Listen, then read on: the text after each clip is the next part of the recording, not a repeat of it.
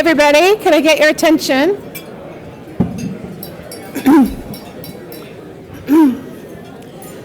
We're going to start the lunchtime portion of our program.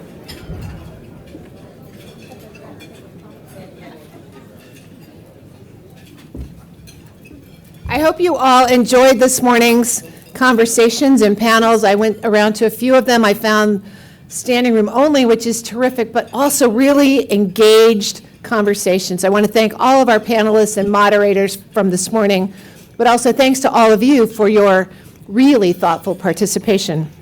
I want to make a couple of announcements. First, if you thought you were going to the Restoring the Partnership panel at 2 o'clock today, you missed it. It was at 10. Sorry, we were practicing Agile this morning. But that does mean you'll have the opportunity to check out 4 different panels in the 2 o'clock session. So hopefully you'll find one that matches your interest. I also wanted you to stop by the table out front and pick up your reusable straw and reusable cup so that you can highlight the grand challenges wherever you go.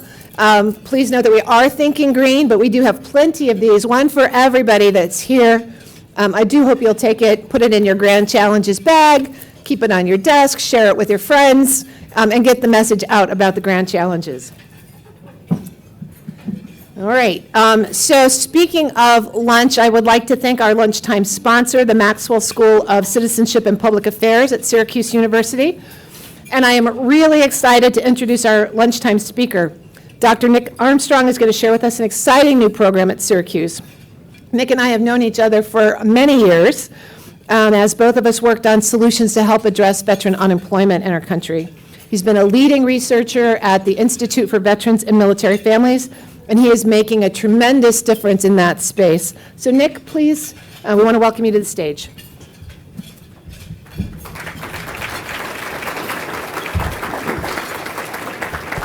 Thank you, Terry. It's a real honor to be here with this distinguished group today to share a little bit about a very exciting program that we're launching at Syracuse University. As Terry mentioned, I'm both a U.S. Army veteran as well as a Maxwell School alumni twice over, a handful of mentors in the room as well. It gives me, I'm incredibly proud to share a little bit about this program and the work that we're doing to help veterans in transition, particularly those who are interested in pursuing public office. And so, as many know in this room, quite a bit about the Maxwell School itself. Before I talk about this program, I wanted to say a little bit about the institute that I work for and represent, and a little bit about veterans, because oftentimes when we give this presentation or speak about our work, folks say, well, why, we know about Maxwell, but why veterans and why Syracuse University? And so just a very brief history lesson with that. The Syracuse University's connection to the military community actually dates back to the First World War. We actually have the longest continuously running Army ROTC program in all of America. Which is a little known fact. But actually, it was during World War II, our World War II Chancellor William Tolley was on the Presidential Commission to create the legislation that eventually led to the first GI Bill. And he actually saw that as an opportunity to transform the university. At that point in time, Syracuse was a small liberal arts teaching college with an enrollment roughly around 3,000 to 3,500 students. He opened the door to Syracuse University to any transitioning service member, whether they even completed their high school requirements, and that essentially tripled the enrollment of Syracuse University within 18 months. It launched a ton of construction projects on campus and really helped transform it into what it is today. Jumping forward, our current chancellor, Kent Severud, has made a recommitment to this long-standing connection to the population in the military community of making it one of his strategic pillars of making Syracuse University one of the best places in America for veterans, both from not just a student veteran experience, but from everything, including research and development activities. So A little bit about the Institute for Veterans and Military Families. We have a unique founding story.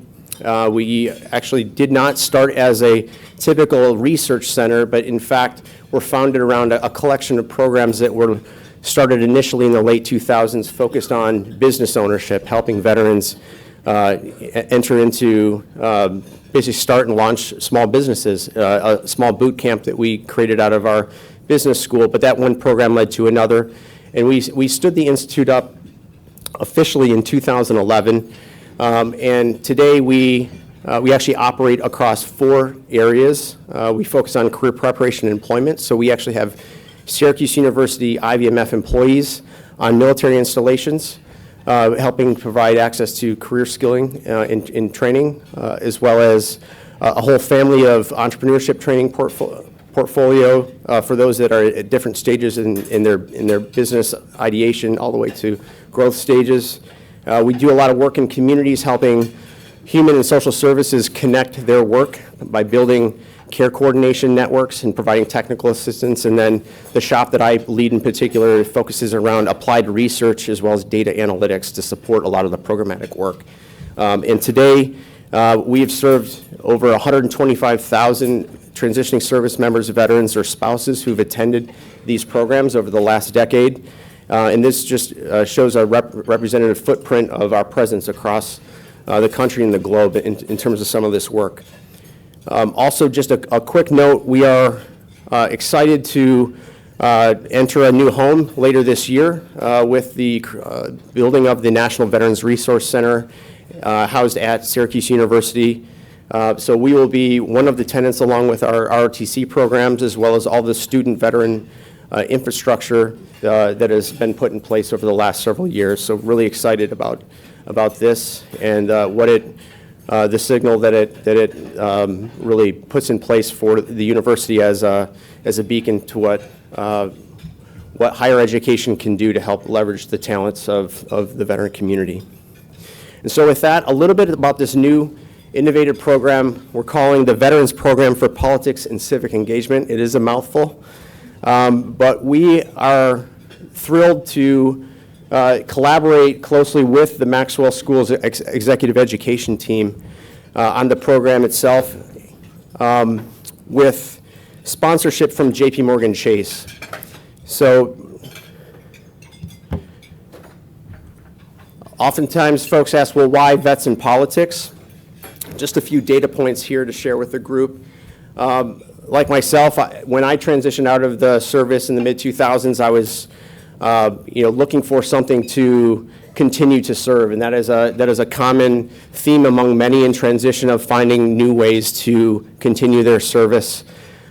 We know from census data that veterans show high levels of civic engagement in terms of voting and volunteering and giving to charity. We also know, and I know Terry knows this all too well, that veterans are comprise more than a third of the federal workforce. And though while their representation in Congress in particular has declined over the last several decades, really since the early 1970s, there's been an upswell of veterans running for office. And we also know from the Lugar Center that veterans in office tend to demonstrate more bipartisan behavior. So with this vested interest in trying to recapture this public service motivation, we see this as a natural mission alignment between the Maxwell School, who's really focused around advancing citizenship, scholarship, and leadership among those who attend the program, and the mission of the IVMF, which is really focused around advancing the post-service lives of veterans and their families. So here's a little bit about the program goals as we've launched. Really, this first cohort is coming into town this weekend, this Saturday, and we're really focused around helping them think through the nuts and bolts of launching campaigns, and also tapping into networks that will help them be successful in office. And then longer term, if this is something we continue to run and operate, of really building a pipeline and a network of veterans who can turn to each other who will be successful in office. So we actually announced this program back in the spring, and we had about 600 or so who were interested, expressed interest, and the applications opened up in the summer, and roughly 160 applied, which we were thrilled by, because we did not put a lot out there in terms of marketing, but just that general initial interest is a great indicator. And we admitted 22 for this first cohort this fall, and they're actually coming from all over the country, including 16 states. Just a rough demographic breakdown of where they're coming from, as well as how they're represented. And this is actually, you can see by the gender breakdown, that may be shocking to some, but that's actually more representative on the gender breakdown than the population that's in the military. So we're excited about that, because women veterans is the fastest growing segment of the veteran population. A little bit on the program design. So this is built after, or modeled after, our entrepreneurship boot camp for veterans. So it's two-phased. We have an online month-long train-up where we're providing asynchronous content, videos, and then meeting with folks once a week to discuss the materials, of basically getting everybody up to a baseline, providing them readings around what it means to run for office, having them, prepare to give speeches and produce video content. And so that then transitions into a week-long immersion, which starts this Saturday. And this is just a breakdown of what our week looks like in terms of the different topics that we're going to cover. And we're particularly thrilled with the level of speakers who are coming and participating with this. And so this is very much a mix of established academics in political science in particular, as well as current and former elected officials. You'll note a couple names there of actual Napa Fellows, including Mayor Steve Haggerty and Professor Tina Nabachi from the Maxwell School. But several others. I will note that this initial cohort was very interested in local politics in particular, so we have a high concentration of those that are running for mayor or city council, a handful of state offices. So we have a great lineup of mayors from all over the country, everywhere from current or former mayors, including Philadelphia, Flint, Michigan, Evanston, Shreveport, Louisiana, and Jersey City. And so after this program is over, we are in the process of developing relationships with other organizations here in Washington and across the country who may be able to provide additional resources or mentorship to those in the program. We really want to treat them like alumni as we start to build this network. These are a couple organizations that we have relationships with that we're going to try to help build that network and that pipeline. And so with that, I don't know, Terry, if there are open questions about the new program or about Syracuse or IVMF, I'd be welcome to take those.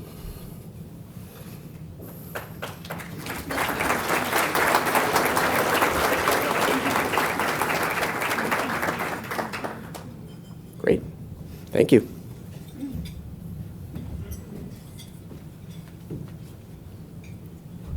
Thanks, Nick, for sharing that with us, and thank you for the innovation at Syracuse that's bringing that opportunity to veterans.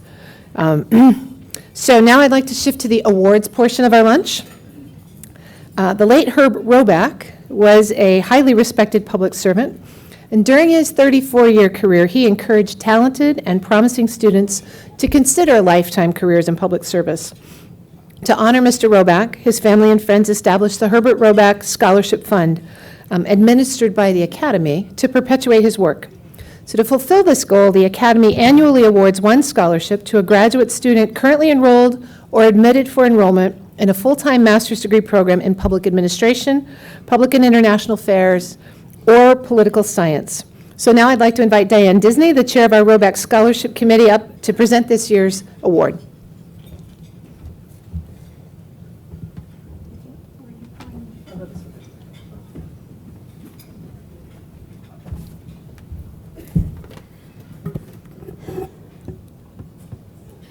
The suspense is palpable. It's just wonderful. For the past dozen years, I've been privileged to serve on the Roback Committee, most of those years as chair. It's been a singular pleasure because it enables the committee members to learn about students whose various graduate programs regard them as exceptional. In other words, it gives those of us on the committee the hope that there will be gainfully employed young people to support our Social Security and fix our government. Now, this year, there were several members. One or two are here. I'll call out all the names, and if those here would stand up, we should recognize them. Warren Bueller, John Bartle, who just got elected to the Napa Board, Fran Berry, and Joe Westfall. Don't be shy, folks. Stand up, be recognized. Okay. Terry has already given you an overview of the award. Last year, John and Caitlin and I made a special effort to reach out to deans and directors of eligible programs so that we could hype the number of people nominated. And that seemed to carry over to this year as we got a goodly number of candidates. When we pooled our individual rankings, we identified 3 clear finalists. So we went back to ground zero and reviewed those 3 again. For only the second time, we officially recognized an impressive runner-up, Catherine Simon of George Mason University. We wish we had more money to give her full recognition, which is not just a statement about that, but about the opportunity to excel, which everybody in the room has, to help us increase the pool of funds for next year's awards. Okay, that went over really well. The clear winner this year was a young man named Joaquin Taussig, who's an MPP candidate at Georgetown University. Your program includes his picture and bio, so I'm not going to stand here and read that to you. But I will point out he's a native of Argentina. He's consulted for that country's National Congress and its Ministry on Education with a particular focus on the poor. If we go back to the time of Lyndon Johnson, that was a major concern in this country. We don't talk about that expressly so much anymore. So it was very encouraging to see such a bright young man dedicating his life to this effort. You can read about his education in economics and other things in the program. But I want to tell you a little bit of what I've found out about him. Now, he's sitting over here, and the very attractive woman with him is his wife, Anna, who is here working on an educational program. Earlier today, I was in a forum around the corner, very, very well subscribed, oversubscribed even. Half the audience was standing. Pretty soon, a couple of the hotel employees brought in some chairs. And with a moment's hesitation, Joaquin jumped up and helped distribute those chairs. So he was helping the middle-aged, moderately affluent, too.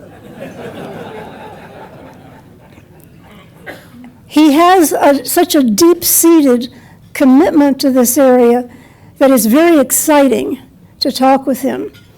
And it's also exciting as he and Anna have talked about the different places they have been to in this country.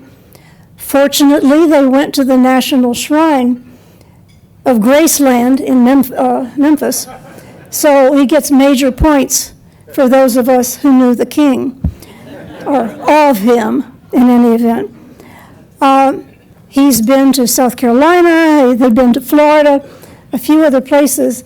They're desperate to get to California while they're still here. So if you know of any locale you would really like to promote and get publicized in Argentina, this is your chance.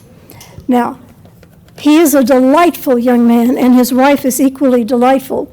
But I think what would delight him even more than my saying that is my calling him up here and presenting him a certificate and a check. Joaquin, please come forward. Thank you very much. Thank you so much for that. Now, this you put in your pocket. Wait a minute, turn around. She's gonna take a picture. Welcome to America. Thank you so much. It's your chance to talk. Hi, good afternoon, everyone. Thank you, Diana, for your kind introduction and your kind words.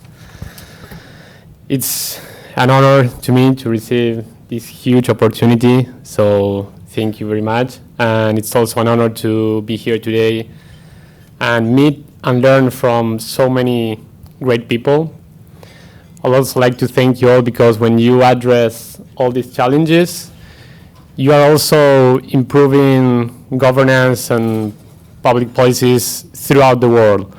The U.S. leadership is a responsibility that should be taken into account and helps and contributes to the entire world.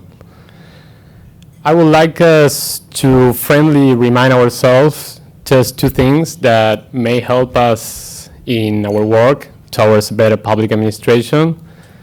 First, in order to get a government that works for all, we need a government that is close to all.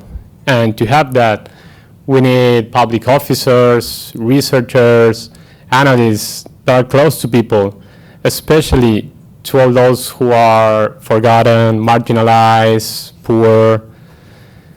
That only by getting out of our comfort zone and having an authentic relationship with those who suffer the most, we'll have valuable insights that otherwise we can't find in papers, on Google, or anywhere else. And this will also help us to get rid of some biases that maybe we don't even realize that we are having. Secondly, I think it's crucial to keep asking the right questions. Because even before achieving efficiency, even before figuring out how to get X or Y, we need to decide what should we work for, what's worth working for, what are the priorities, what values do we want to represent. For instance, what's the best way to measure a country's success? In which dimensions our public administration or political system is failing or is yielding unfair results? What is real equality of opportunities? I think we've been addressing many of these questions today, and I think that's crucial, especially in this historic era, as Jack was describing this morning. Let us not forget to continuously keep asking and answering these questions with the ethics that characterize the academy and people that are here today, because that will help us to be sure that we are running in the right direction and building a society with solid values. So again, thank you very much. I really appreciate it, and I'm looking forward to keep working together. Thanks. And there's Anna.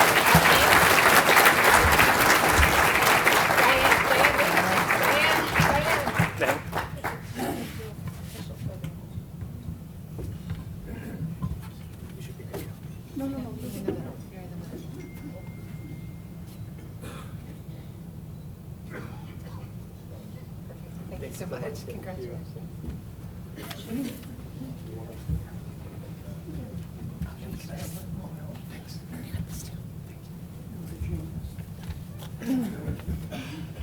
Thank you, Diane, and thank you, Joaquin, for inspiring us to take advantage of our position as public administrators to really advocate for change. Next, we will present the Lewis Brownlow Book Award. Since 1968, the Academy has recognized outstanding contributions to the literature of public administration through the presentation of the Lewis Brownlow Book Award. The award recognizes outstanding contributions on topics of wide contemporary interest to practitioners and scholars in the field of public administration. Generally, it is made to an author or authors who provide new insights, fresh analysis, and original ideas that contribute to the understanding of the role of government institutions and how they can most effectively serve the public. I'd like to invite Catherine Willoughby, a member of the Brownlow Selection Committee, to present this year's award.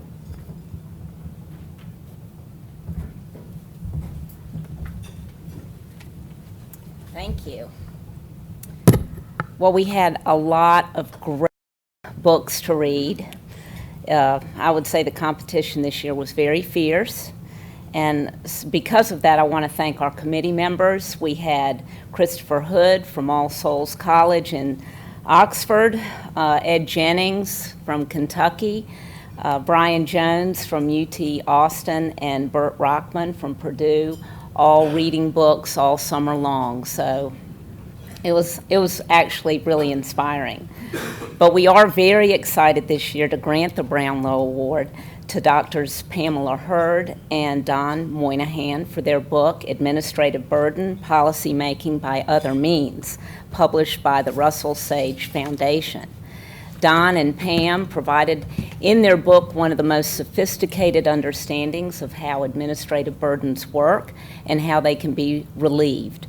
These authors have produced an extremely careful assessment of the effects of interactions among politics, policy, and administration on citizen access to important and vital public services. 45 years ago, Herbert Kaufman argued that the frustrations brought about by red tape are the inevitable consequence of the quest for accountability and honesty in government.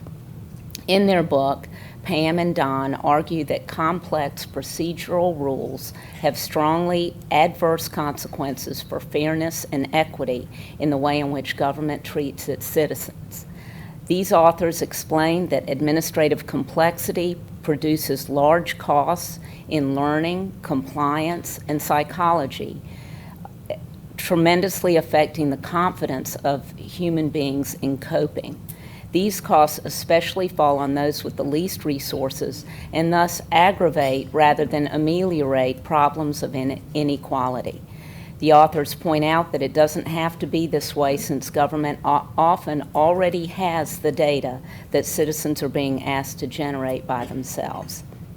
Don and Pam contrast the demands made by U.S. citizens upon U.S. citizens by administration operating under policy guidelines with those of European governments. The consequence often results in failures to take up benefits that programs make available because of the costs in navigating complicated paperwork. Third parties are important to this process, either in assisting clients by helping them navigate through the complexity, or alternatively, as in filing tax returns, opposing simplicity in order to assure that for-profit navigating services will continue to be needed. They note also that an overabundance of choices, such as deciding amongst a variety of health insurance options, can be more confusing than clarifying, and that is especially so for those to whom the costs of search are very large. There is actually virtue in simplicity. Pam and Don examine a diverse set of program services and citizen rights and the effects that administrative barriers have on them. These range from access to the ballot box to health care and income maintenance programming. Especially critical to their analyses is political ideology and who it is that is being affected by complex regulatory enforcement.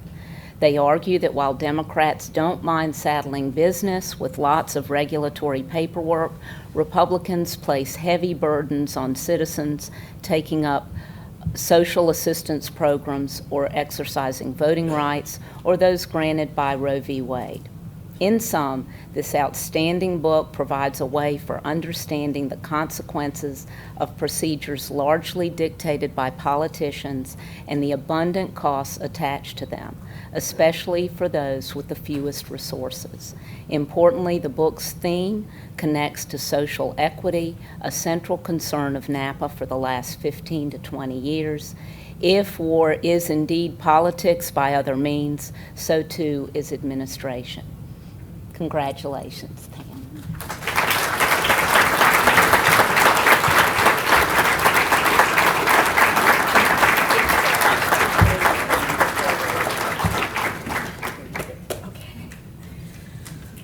So I want to thank everyone on behalf of both myself and Don. We were really excited when we realized we'd won this award. I think it meant a lot to us both, well, really, because this book started out as this collaboration, but the collaboration was really focused in PA first and foremost in terms of thinking about this in the context of the existing public administration literature. And it's been really exciting over the past couple of years to sort of see that people find this useful. I think we all want that. We spend a lot of time on our work, and so it's lovely to realize that people are finding it useful, so we really appreciate that. I just wanted to say in passing, it's just a lovely bit of happenstance that I have a fellow Hoya awardee now that we're new faculty at Georgetown, and that also Syracuse sponsored the lunch because both Don and I are alums of Syracuse, and it's in fact where we both met, where the collaboration started. But I think just reiterating some of the lovely comments, I think a central theme of this book and where the collaboration started really was about the fact that, Don's work was so central in PA, whereas I had, and still to this day actually, most of my work largely focuses around inequality, and especially around social welfare policies and inequality. So it ended up being this really kind of fun collaboration where we were really kind of able to meet in the middle on a topic that linked to things that we both really cared about. So I think that's another really a lovely part of the book. So thank you very much. We really appreciate it.